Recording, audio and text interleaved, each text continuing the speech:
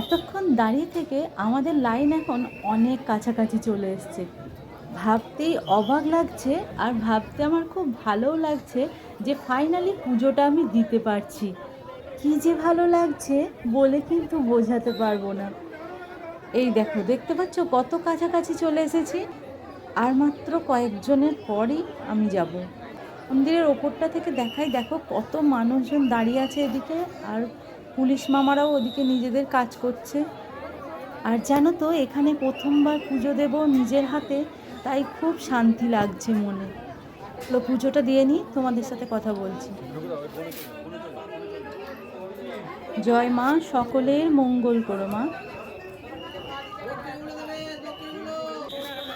মাকে নিজের হাতে পুজো করে আর নিজের হাতে ছুঁতে পেরে দারুণ খুশি লাগছে, কিন্তু খুব ভালো লাগছে। মনটা এত শান্তি লাগছে যে কি বলবো। মায়ের মুখটা দেখো একবার, কত শান্তি মায়ের মুখ দর্শন করে। দেখেছো কতজনে পুজো দিচ্ছে। আর জানো তো, ভিতরে ভিডিও অ্যালাউ করেছে বলে তোমাদের মায়ের মুখ দর্শন করাতে পারলাম। ভালো করে মায়ের মুখ দর্শন করে নাও। তোমাদের যে আমি ভিডিও করে দেখাতে পারবো, এটা আমি কোনোদিন ভাবতে পারিনি।